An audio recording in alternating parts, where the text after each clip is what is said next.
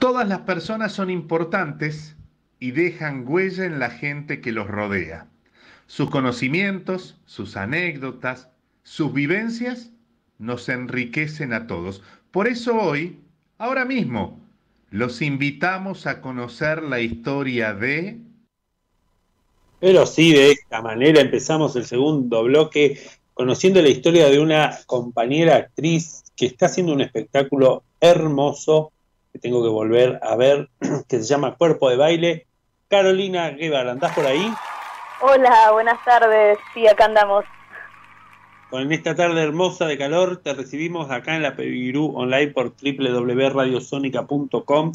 Y bueno, Caro, quería que nos contaras, antes que nada, espera, antes te vamos a presentar. Va a ser medio informal la entrevista porque nosotros nos conocemos mucho, pero por suerte nos escucha muchísima gente y me gustaría presentarte. Carolina es actriz, es nacida en Tres Arroyos, provincia de Buenos Aires, pero además de ser actriz, últimamente está incursionando en la escritura y en algo que a mí me fascina, pero por sobre todas las cosas en el arte, que es la narración oral. Así que bueno, dicho esto, Caro, contanos de qué se trata Cuerpo de Baile. Bueno, primero gracias por el espacio, por invitarme a conversar con ustedes, a difundir el trabajo que hacemos. Bueno, la obra se llama Cuerpo de Baile, una comedia del deseo. Es un unipersonal que, como vos decías, esto de la narración entrelaza los dos lenguajes, la narración oral y la comicidad, que es un lenguaje, una estética que yo venía trabajando ya desde una obra anterior, con Leandro Rosati, que es director tanto de Los Golpes de Clara, la obra que hicimos juntos antes, como esta que estamos haciendo ahora. Cuerpo de Baile en particular tiene un trabajo de texto compartido.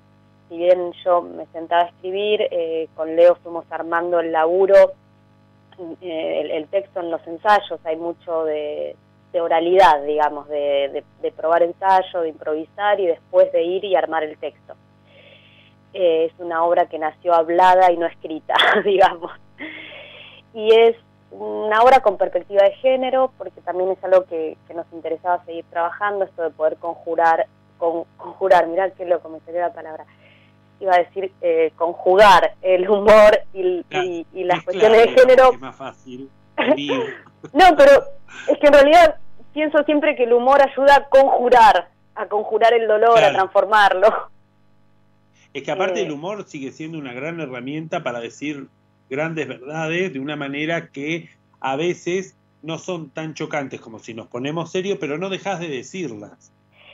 Totalmente. Bueno, vos laburás también en esa línea hace mucho tiempo. Creo que sí, es muy vasto y muy amplio lo que nos da el humor, la comicidad, si la entendemos como tal y no la entendemos como la burla medio, disculpen la palabra, ¿no? Como tilinga que fue pasando con el humor en los medios, ¿no? En la tele sobre todo. Pero si uno toma el humor como una herramienta justamente para reflexionar, como crítica social, como herramienta de interpelar también, ¿no? Claro. Y sobre todo de no aleccionar, que es lo que aprendí trabajando con Leandro. La comedia no alecciona, y sin embargo puede decir, como vos decías recién, enormes verdades, y estar metiendo como el dedito en la llaga, ¿no? Pero no diciéndote las cosas tienen que ser así y esta es mi verdad. Entonces, por eso me gusta mucho jugarlo desde ahí.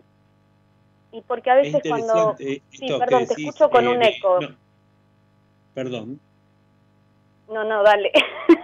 No, digo que es interesante y me quedo con esto que decís, que la comedia no es para aleccionar, pero sí me parece que es para interpelar, ¿no? Uno dice una cosa y después cada uno la toma del lado que le tocó vivirla. Y lo más importante me parece que esta diferencia entre hacer comedia y ridiculizar al otro. La comedia no ridiculiza, el humor no ridiculiza, más allá de que exacerba el ridículo. Y el verdadero humor es siempre reírnos de los poderosos y no de los de abajo. Totalmente. Y pensando esto, ¿no? En que nosotros trabajamos con perspectiva de género, la posibilidad de decir, bueno, nos vamos a reír nosotras de nosotras mismas. No le vamos a regalar el humor y la burla a los otros, que muchas veces son los varones, ¿no? Sin demonizar Claro. a nadie, pero digo, también era como una posibilidad de ver el humor a favor en este sentido. Que lo vienen haciendo un montón de comediantes y de escritoras, no es que estoy descubriendo el átomo. Y en particular, en esta obra lo que trabajamos es el disciplinamiento de los cuerpos, ¿no? Es una historia de vida, un transcurrir, es la historia de una mujer desde que es muy pequeña hasta su adultez, que tiene un cuerpo y un deseo que no encaja, que está fuera de lo que se espera como normal. Entonces lo que va narrando esta mujer de apellido Corral, que nace en un pueblo muy pequeño y emigra a la gran ciudad intentando cumplir su deseo, que es bailar, va narrando todas las peripecias que va pasando en su vida y cómo las instituciones fueron tratando de normalizarla, ¿no? De disciplinar su cuerpo. Y cuando hablo de instituciones, hablo desde la familia, que es la primera institución por la que pasamos y en la que estamos conviviendo con otros y otras, y la escuela, y la ciencia médica, y la iglesia, ¿no? La escuela, digo, es un gran instrumento de disciplinamiento, y todas pasamos por ahí. Entonces es eso, es una historia de vida, es un transcurrir, y por eso también tiene mucho de narración, esta idea de desplegar mundos y imaginarios y distintos personajes, solo con una silla y un maniquí en escena, digamos. La idea de que en narración siempre hablamos de ver para que el otro vea, ¿no? Si nosotros logramos un relato cargado de imágenes que permiten que el espectador vaya siguiendo lo que sucede, y no hace falta mucho en el escenario. Bueno, eso también es como lo que rescato. A mí siempre me gusta ir a ver teatro y que me cuenten una historia, ¿no? Porque ir a sentarme y tener que hacer mucho esfuerzo para entender, a mí particularmente no me gusta. Y recuperar esto del teatro de relato, ¿no? De historia, claro, donde el texto tiene un peso tan fuerte que no se necesita mucho más que un buen texto y una gran intérprete, como en este caso, para que la gente entre en el mundo de este personaje de apellido Corral, que no por nada debe ser el apellido. Exacto. Pero en el mundo de este personaje, y cómo muchas de las cosas que se ven en el escenario o de esas imágenes que narra este personaje, cada uno de nosotros la podemos llevar a nuestra historia. Claro, porque otra de las cosas que sucede, ¿no? Ahora que te escucho, que produce el humor, es la identificación, ¿no? Uno se ríe, totalmente. Creo que vamos a acordar en eso porque hemos tenido charlas de este estilo. No, pero es que el humor tiene que ver con eso, con sentirte identificado con ese ridículo que sucede arriba del escenario. Sí, y es muy identitario, ¿no? Uno se ríe de lo que conoce. Es difícil hacer, digo, yo siempre doy este ejemplo que se me viene como algo muy claro, es, bueno, si yo voy a Rusia, aún sabiendo el idioma, si hacen un chiste, tal vez no me ría, porque no estoy inmersa en esa cultura, en esas costumbres, en relatos que pueda compartir esa humorada, ¿no? Claro. Eso por un lado. Y cuando decías lo del texto, vos decías, bueno, un buen texto, una buena interpretación, una buena actuación, pero sí un texto que permita la acción, ¿no? No un texto desde lo retórico, desde lo, como decías antes también, desde lo cargado, desde lo intelectual, sino un texto que me invite a ver. Eso es el poder de la narración.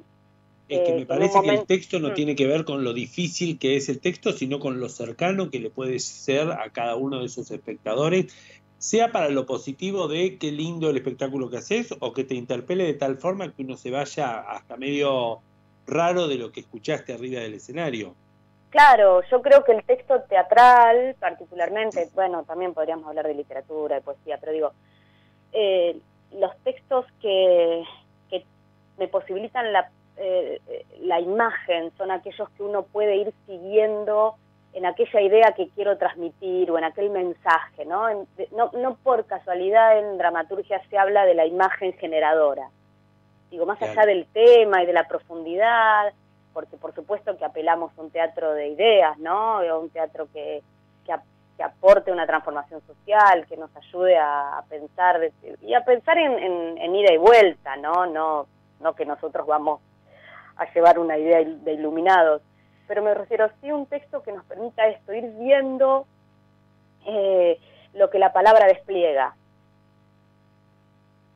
Y Carolina Guevara, ¿de dónde viene?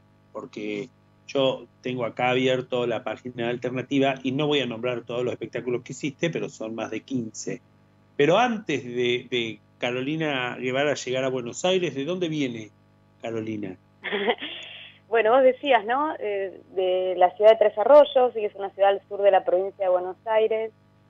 Ahí hice teatro en los talleres de adolescencia que se daban a través de la municipalidad, digamos, de la Casa de la Cultura. En las ciudades chicas hay casas de culturas, así se les llaman. Sí. Y me vine a estudiar cuando terminé el secundario a los 18 y nos encontramos en aquella escuela, Esteban, que se llamaba Escuela Nacional del Teatro, después fue una, ahora es una, porque nos encanta ser licenciados. Pero lo de adentro siempre es lo mismo, más teórico que práctico ahora, pero claro, sigue siendo lo mismo. Así que ese es el recorrido así chiquito, pero sí podría decir que como en los últimos años estoy trabajando con narración oral, particularmente con narración oral autobiográfica, hay en la obra un poco de este peregrinar que uno tiene cuando se va de una ciudad chica y lo que sucede cuando llegas a una gran urbe como es Buenos Aires, y esto de la expectativa y el sueño y el deseo que hay, ¿no? Y cómo las ciudades chicas te expulsan cuando... Eso te iba a preguntar, si te habías sentido por lo que decidiste hacer como carrera o como le querramos decir para tu vida, como medio de vida que es el teatro, si en algún momento habías sentido que Tres Arroyos te expulsaba porque ya no te podía dar más nada de todo eso que vos estabas buscando. ¿Y qué pasa por la cabeza de una persona de 18 años que tiene que dejar todo su lugar y venirte a buscar lo que amás en otra ciudad? Y encima en la ciudad de Buenos Aires, que también es una ciudad que vive expulsándote hasta que le ganás la pulseada. Totalmente. Mira, creo que, bueno, varias cosas. Yo creo que la ciudad te expulsa no por... Bueno, puedo decir que me expulsó por varias cosas, pero digo, no adrede, digo, hay algo profundo que sucede mucho y a veces uno piensa que no es solo en Argentina, ¿viste? Porque a veces cuando ves películas y cosas de otros países, dices, puta, están contando la historia de un pueblo en Francia y es lo mismo que he vivido yo acá, muy fuerte sí, eso. Claro. Yo creo que tiene que ver con que no hay una política cultural, educativa, de planificaciones donde podamos desarrollarnos en los lugares donde nacimos, y en todo caso irse sea una elección no porque no puedo desarrollarme en ese lugar, sino porque quiero emigrar, que es un derecho humano. Igual debo decir que la ciudad ha crecido mucho, que ahora hay otras oportunidades, digo, pensemos que yo estoy hablando de que mi adolescencia fue en los 90 todo se rompió, los tejidos sociales estaban muy rotos, la educación estaba devastada, ¿no? Uno también a veces se tiene que contextualizar, claro. ¿no? Claro, pero digo, bueno, pasaba eso, sí, no había, hoy tampoco hay una escuela de teatro más que los talleres que nombro. Sí ha habido otro crecimiento de terciarios, de universitarios, tal vez más relacionados al desarrollo económico local, ¿no? Del campo, bueno. Claro, son carreras que tienen más que ver con una salida laboral regional. Regional, con algo claro. Que te vas a hacer afuera. Exacto. Pero bueno, con los oficios artísticos pasa mucho eso, ¿no? Digo, pero eso, me parece que es a nivel de cómo se piensa la cultura, cómo se piensa el artista, alejado a veces de que es un trabajador o una trabajadora. Todo esto requiere de largas discusiones y decías que haces una escritura autobiográfica o autorreferencial, pero ¿hablas de Carolina en sí o hablas de toda una generación de Carolinas?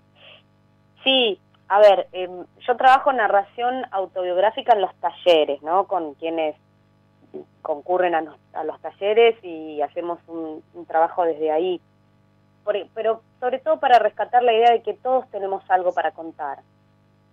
Todas nuestras historias valen y es necesario que se visibilicen, sobre todo la de las mujeres, ¿no? Que lo que nos han querido arrebatar siempre es la voz, primero, la palabra. Claro.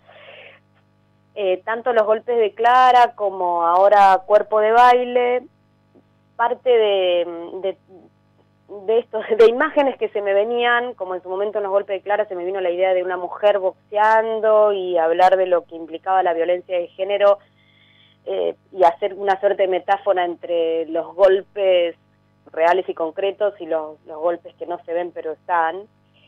Y ahora con esto de que yo quería hablar de los cuerpos, me apareció la imagen de una mujer bailando, ¿no? Como el baile para mí es la idea de la libertad, el baile es la idea de rito, de estar con otros y otras, de goce, de placer, de deseo. Entonces, Sí, de encuentro también, con un otro que baila con exactamente. Vos, al lado tuyo. Es muy ritualesco el baile. Entonces como que siempre parto de una imagen. Pero sí en esta obra hay algo más testimonial en el sentido que como es un recorrido de vida, sí acudí a recuerdos de esa vida en esa ciudad chica, a paisajes, como digo, ¿no? Escenarios por los que he transitado y alimentaban la ficción. Yo creo que es eso un poco, ¿no? Construir, ir haciendo una suerte de textura, de ir tejiendo la ficción y lo autobiográfico, por decirlo de alguna manera, pero no es mi historia de vida, no, claro. Eso no. Y hablabas de talleres de narración. ¿Vos estás dictando actualmente talleres de narración? ¿Y dónde? Para nosotros, nuestro público es un público, generalmente son adultos mayores que participan de algunos talleres que dictamos. ¿Y vos dónde estás dictando talleres de narración? Bueno, yo particularmente estoy trabajando con adultos mayores, adultas y adultos. Trabajo a través de la Universidad de General Sarmiento en el programa que se articula con PAMI, que se llama UPAMI, que es una oferta de talleres muy diversos que ofrece PAMI a través de las universidades. Los talleristas somos quienes hemos trabajado en la universidad y ahora entramos en el programa de PAMI, digamos. Los terminé ahora, hace una semana se fueron cerrando los talleres anuales y son dos los que proponemos, uno es con perspectiva de género, que se llama Las Mujeres de mi Historia, justamente para ir hacia los relatos de esas mujeres que formaron parte de mi historia, de mi linaje, de nuestro linaje, y partir de ahí, ¿no? Como ir recordando y haciendo memoria. Y otro que se llama Yo estuve ahí, que tiene que ver con rememorar hitos históricos, políticos, deportivos, de los cuales hayamos formado parte, a veces, digamos, como protagonistas concretos, otras veces como testigos, otras veces porque nos lo contaron o lo vimos por tele o escuchamos por la radio, pero de alguna manera lo recordamos y seguramente ese relato es singular y particular porque es desde la mirada de esa persona y tal vez no es lo que salió en el diario, por más hecho histórico que haya sido, ¿no? Entonces es hermoso, esos son los dos. Este taller de relatos de momentos de la historia, porque es cierto, todos podemos haber vivido un mismo hecho histórico en el mismo momento y cada uno lo va a contar de una manera diferente, hasta por el ángulo desde el que lo vio. Exactamente. Y es muy, muy rico lo que sucede. Para mí fue una experiencia enorme laburar con personas mayores, no lo había hecho nunca. Se aprende mucho, mucho, y la verdad que las historias que surgen son valiosísimas. Y he podido ver la capacidad de resiliencia que han tenido en pandemia también, la capacidad de adaptarse a la tecnología, de resiliencia. De decir, sí, eso es algo que nosotros rescatamos mucho también desde los talleres de teatro que damos con Silvia, la capacidad de búsqueda y de querer aprender para no quedar fuera del sistema, ¿no? Esa palabra que nos asusta un poco a todos, o quedar por fuera de lo que todo el mundo hace, y hoy, bueno, todo lo que tiene que ver con los dispositivos nos excluye bastante a las personas que no tienen acceso. Caro, te tengo que ir despidiendo, pero antes me gustaría que le cuentes a todos dónde te podemos ver y cuándo. Dale, mira, buenísimo esto porque justo nosotros andamos itinerando, hicimos una temporada de 2 meses y medio en la Sala de la Carpintería, estuvimos en Pehuajó hace un día, volvimos ayer, vamos a estar en Santa Fe en breve, pero ahora, el próximo sábado 6 de noviembre, hacemos una función de cuerpo de baile en la Sala de la Carpintería, con entrada gratuita. Esto es sábado 6 de noviembre a las 22 horas. Las entradas sí se reservan, aunque no se compren, pero se reservan por alternativa teatral, y es en la calle Jean Lloré 858, en la Carpintería. Pero está para aprovechar porque es con entrada gratuita. Es hermoso ese teatro, es hermoso el espectáculo que estás haciendo. Te quiero agradecer muchísimo, sabes lo que te quiero y lo que te admiro profundamente como artista. Agradecerte que te hayas sumado a esta charla que tenemos siempre en la Perú Online, donde lo más importante es poder encontrarnos y contarnos lo que estamos haciendo y ver cómo, como lo decías vos recién, cómo nos fuimos rearmando en esta realidad que nos tocó vivir y que tal vez el día de mañana todos la contemos desde un lugar diferente a la pandemia que nos tocó vivir. Totalmente. Hay una enorme cantidad de relatos que todavía no hemos escuchado, porque solo escuchamos los hegemónicos. Porque todavía los estamos viviendo. Además, totalmente. Un gusto, Colo. Para mí también es siempre un placer hablar con vos. También admiro mucho tu trabajo. Así que bueno, nos estaremos viendo. Dale, gracias. Prontito. Un beso enorme. Abrazo. Así que bueno, el 6 de noviembre a las 20 horas todos a la Carpintería a ver Cuerpo de Baile, y para el cierre